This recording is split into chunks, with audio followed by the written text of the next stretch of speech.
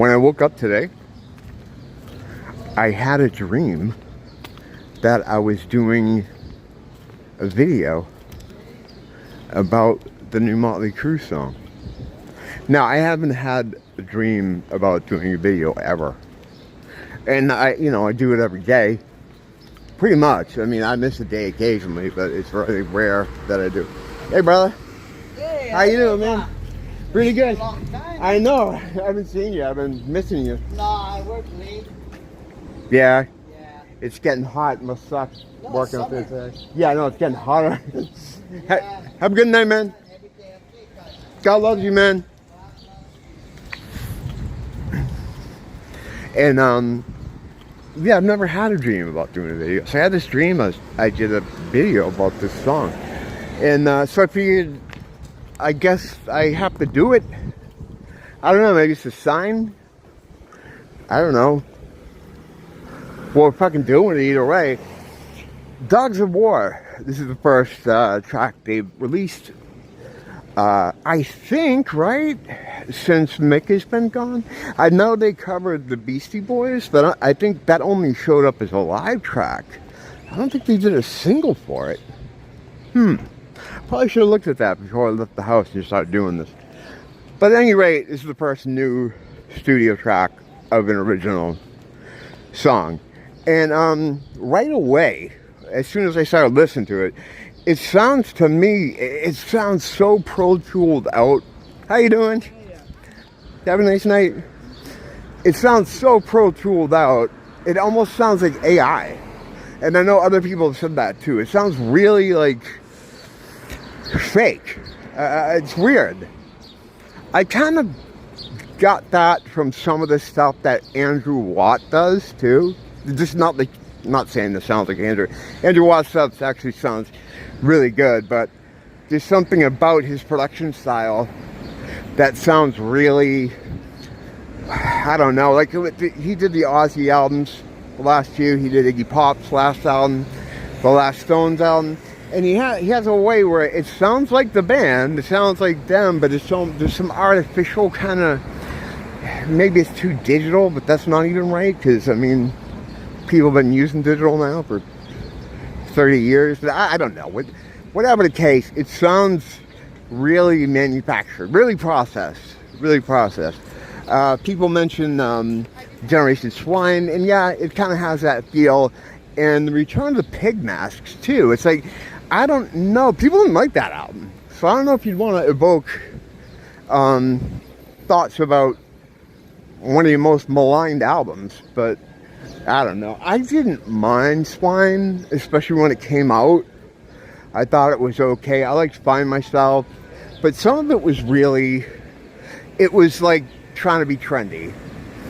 And the guy Scott Humphrey, the Rob Zombie guy, did that album. I guess he was really dismissive to Mick. Like, you can't even hear Mick Mars in that album. And what a change that was from MC94. I guess we're just talking about Motley Crue in general, but just to get that song out of the way, it's mid. I don't hate it like a lot of people do. It's just like, whatever. I hear the John 5 influence. If you've ever heard his solo stuff, he has a lot of, like, I don't know what you call it, creepy, kind of evil sounding. There's a better word for it, but yeah, I can hear that as a John 5 kind of influence track. There's not much to it, it's, they were never known for really involved lyrics, which is funny because Nikki Sixx always talks about, lyric writing and how important they are to him, and they're kind of, not bad, but, they're just, I don't know, it doesn't feel like there's a super lot of thought goes into them.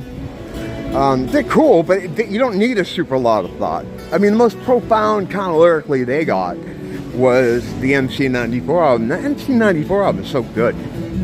Still, to this day, it sounds amazing. You put that thing on, like, that was like the stereo test album, or the studio speaker test album for a friend of mine. He would always, like, test shit speakers or, the rooms, whatever, a car. He'd always use that. And it just sounds huge. Great. And I like the songs on that too a lot. And I love John Crowley. I think he's great. But yeah, anyway, yeah, this does sound like a little bit like Generation Swan. And the visuals definitely make you think about Generation Swan with all the, you know, the peg heads and stuff. And I don't know, it's not, it's just, it's there. It's there.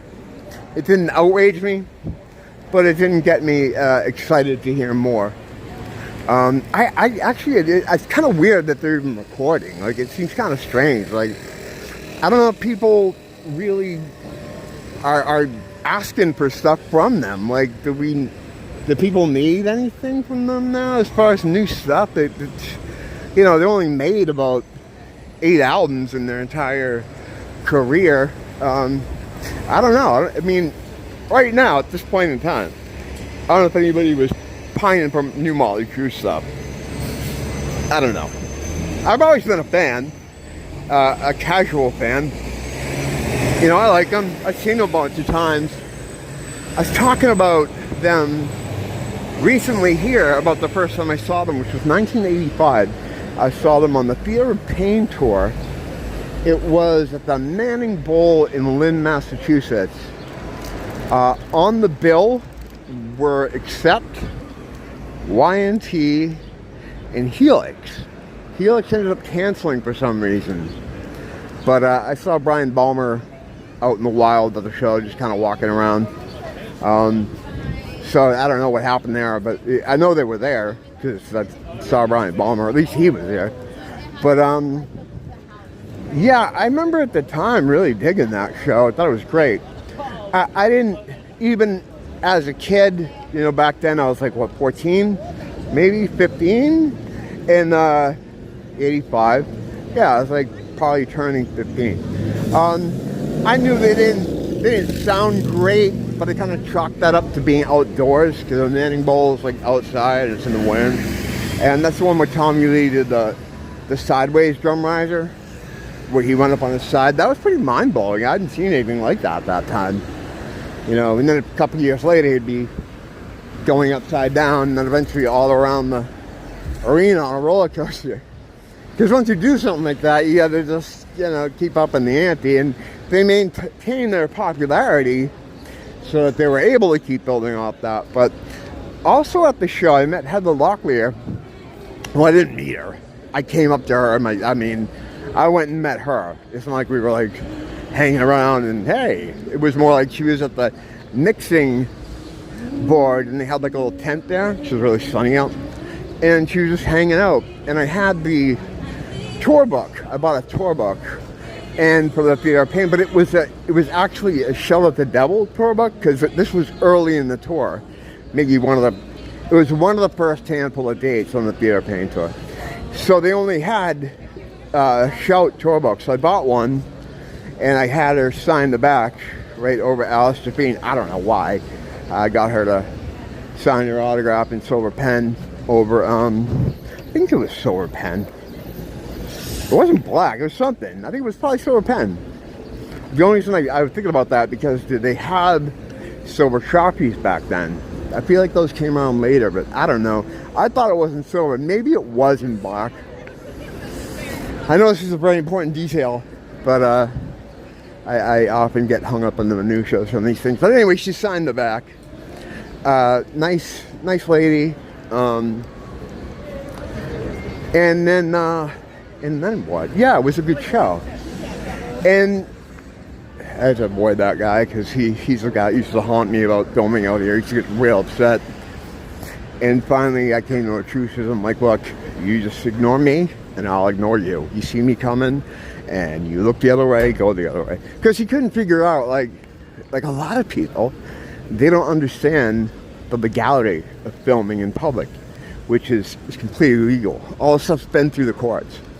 So he'd always be like, what are you doing? Why are you filming? Like, he'd get like that all the time, that particular ambassador. Ambassadors here are like mall cops. Now, he probably got nervous because a lot of them are jailbirds. And a lot of them do the ambassadorship because they work with the police. basically, I imagine just giving them tips. You know, like they tell the kid to tip off the cops about stuff. Anyway, that's why I had to take a right back there because I don't want to go by him at all. But yeah, getting focused. See, this new song's whatever. I don't know. I guess they're working on an album, but you know, I haven't heard anything else about it. I thought Nick's album wasn't all that great. I mean, the songs were good. I thought some of the songs were good.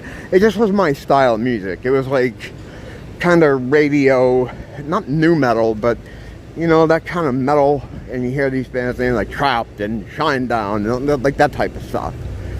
You know, it wasn't like the classic rock that I thought it would be. Nick's thing I thought was going to be like, you know, maybe show some of his blues influences, his Jeff Beck influences, and no, it was just like a radio, modern metal type thing. I don't know, maybe the next one. But he was the coolest guy in that band. He was the one that really drove that bus, you know, as far as making the sound. And Tommy Lee's great, yeah, you know, he's good. But you know, Nicky, he doesn't actually really play, I don't think. I mean, there's been stuff in recent years coming out about how his shit isn't even plugged in. And then, you know, that's fine. A lot of bands I'm into do that kind of thing. It's just the image, whatever. I'm not a muso when it comes to bands like that. It's not like going to see Genesis and Mike Rutherford's not plugged in. I mean, that's different, you know. Can you imagine that? Well, it wouldn't happen. It would never happen. But, yeah, so it's mid. It's just very mid.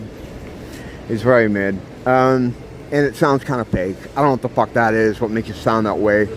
But there's something to it. The video's goofy, too. You know, people were making fun of the video, but I think it looks okay. I mean, I don't know. Like, I don't make videos with that kind of computer graphic stuff. I've never worked in that myself. I'm not a big video game guy. I play mobile games, but I don't know the limit, the new limits as to what video games use. So I don't know if it's cheesy. It's not like Iron Maiden Dance to Death bad. I know that. But I don't know. I thought the video was kind of cool. You know, it made Vince Neil look thin. Anyway, that was a good thing. But yeah, just mid, very mid. And that's it. Video done. We'll see what happens from here. Don't blame the teacher. Blame the school.